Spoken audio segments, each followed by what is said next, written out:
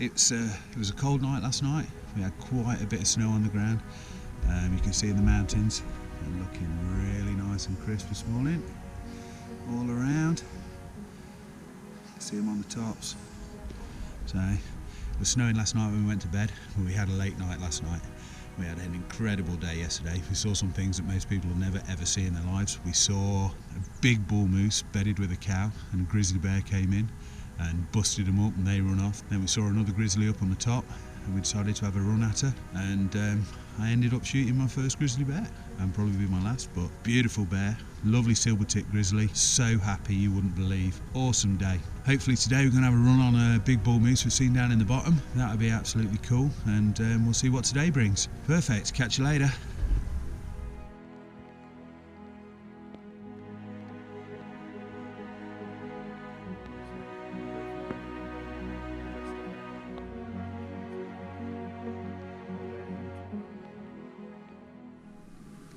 So it's day 8 of the hunt, and it's another beautiful day in Alaska. Big day yesterday. Wildie got his grizzly bear, which is fantastic. But it was a mixed day really, lots of action. We saw a big group of moose down on the hillside across from the strip. Wildie's grizzly came and scared them away. We walked up, we disappeared out of sight. And we were making a plan to get on the big bull, but as it happens, the bear gave us too good an opportunity to miss, and we made our way up and we took him. So great day all round, late back into camp. Really good long night's sleep, and then up again this morning. Now we've got a bear down.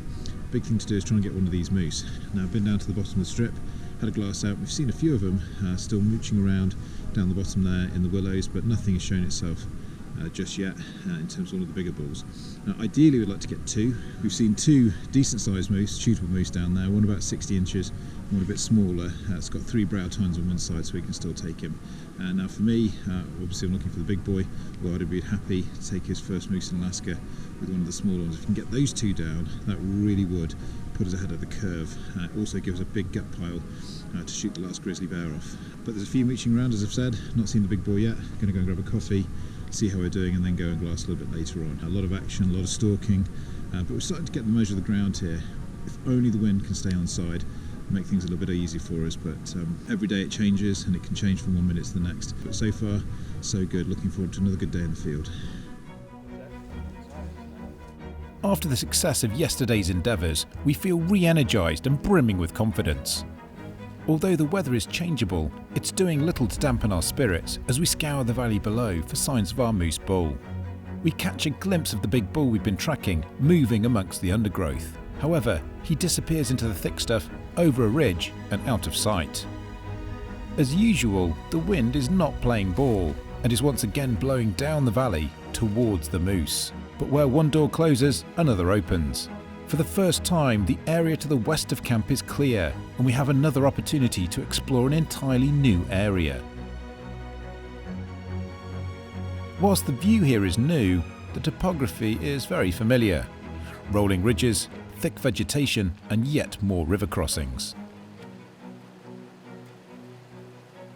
So the bull that we were looking for, the moose down at the bottom end, has made his way down the valley and up over the ridge at the top. So we decided to come and have a look at a fresh bit of ground. You can see camp back there in the distance. We've made our way up and around this ridge. Check out this bowl on my right hand side. Now, there's plenty of berries up there, pretty sheltered. Ideal country for decent sized grizzly bear, but unfortunately nothing up there at the moment. Now the wind is blowing to it. We're going to head over this ridge and look at some more country down on the far side. So even though when the first opportunity you're looking for doesn't quite go your way, big country out here and there's plenty to be seen, so you never know what's over the other side of the next hill. The elevated vantage point offers yet another perspective on the ground we've been scouring for the past 8 days. We spot a young bull tucked up in a patch of willows, and Mark does his best to call him in, but to no avail. He wasn't bothered by the call, was he?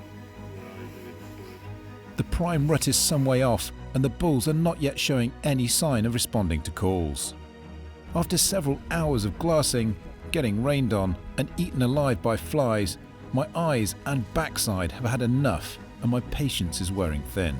I'm tired, stiff, and we've done all we can do today. We take stock of the day and formulate a plan for tomorrow. So that must be the other one then, that's gone and disappeared over the top.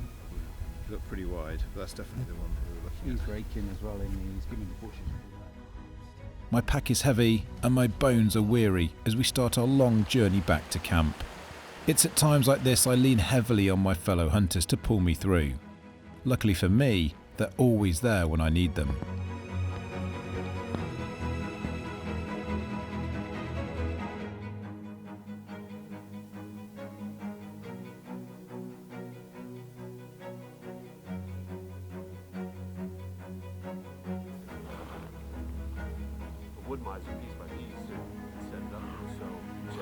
Morning. We're day 8 of the hunt, day 9 of the trip. We've been glassing first thing this morning. We've had breakfast, so it's a bit later than normal, but we've spotted the big bull that Ian's after. So we spent yesterday glassing. We thought we'd lost him out the back of the valley, but we found him again, and he hadn't really moved from when we saw him earlier in the day, so that was a bonus. And we're just gearing up now, and we're going to get after him. So an exciting day ahead. Can't wait. Hopefully next time we'll be eating moose meat tonight. Woohoo! Catch you later. Now perfectly attuned to this environment, Wildie's eagle eyes have spotted our big bull, and the air is once again charged with anticipation. Wind's good. At last the elements are with us, and our bull has finally given us the opportunity we've been waiting for. He's bedded down on the edge of an alder thicket, but we have a clear line of sight. We eagerly plan our approach, picking what we believe to be the path of least resistance that gives us the best possible chance of a shot. So that bull is still in here somewhere. Yeah. I'd hate to be up there and see it. And not be able to get to it. Not be able to get to him in time, and have to come back down around here, or try and find a way to get through there, kill him, and then find a way to get back here through the bottom with some meat. Let's go get the spotting scope and see what's next to him. Yeah, baby.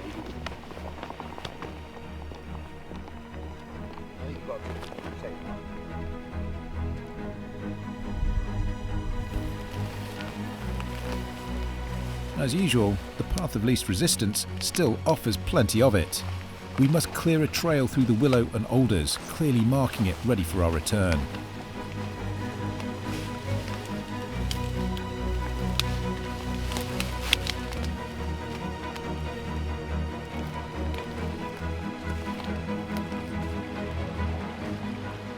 It's tough going, but working as a team, we make good progress.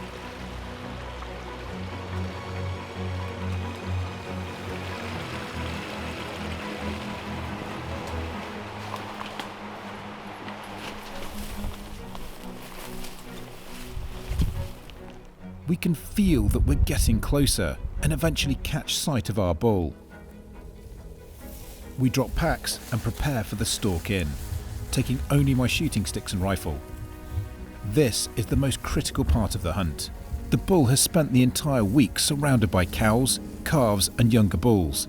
Plenty of eyes, ears and nostrils to detect our approach. We must move slowly and deliberately, paying close attention to the swirling wind and close cover where dangerous predators may also be lurking. Miraculously, our bull is oblivious to our presence, and no other moose appears to have been alerted.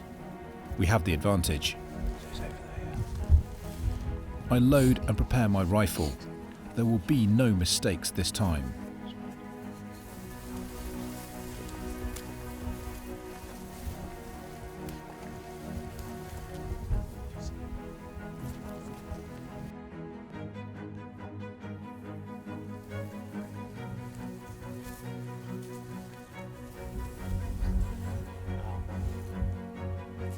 The bull now senses danger and the giant beast lurches to its feet.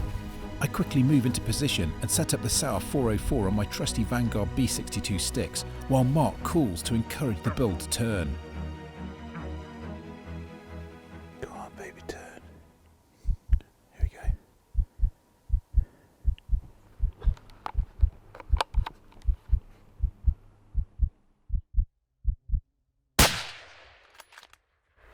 Here he comes. Hold on.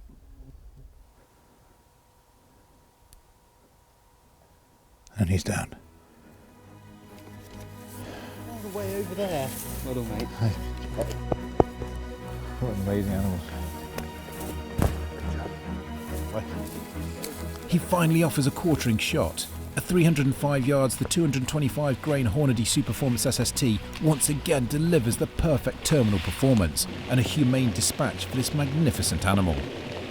It's been amazing watching him from afar for the past 8 days. This is our 8th day of hunting. We saw him on the first night we came. Of course, we can't hunt that night. And he's disappeared in and out of these older bushes and willow pretty much all week. Now, we've seen him when we've been out hunting your grizzly. We did. We thought we'd lost him yesterday. We went hunting up further up the valley at the back of camp. And then Wildy, with his amazingly keen eyesight, managed to spot him. Moose hunter extraordinaire over here. He's pretty big in the body. We've got plenty of work. The rain is coming around, as you can see. If you don't like the weather in Alaska, wait half an hour and it will change. Still got plenty of work to do. It's about 3:30 in the afternoon, hoping to get him all skinned out and packed out, ready to take back to camp.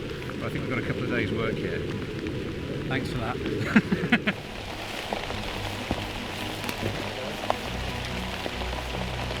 This is where the real work starts. We divide ourselves into work parties and set about our tasks. Mark and Wildy take care of skinning and butchering the bull.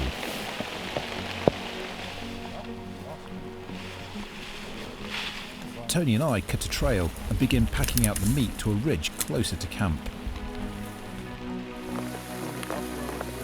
All of the meat must be harvested from the animal and taken back to civilization for processing, with the trophy being the final piece to leave the field.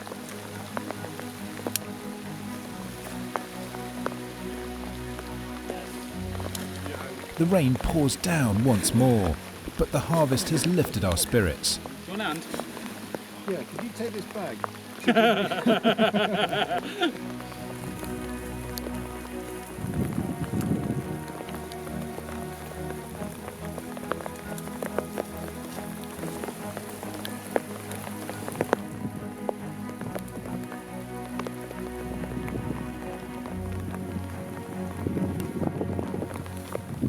The ridge beyond is the final slope back up to camp. It looks so close, but it's still an hour from here, with 3 older choked canyons in between. My only focus now is to keep moving the meat to here. We can think of home later.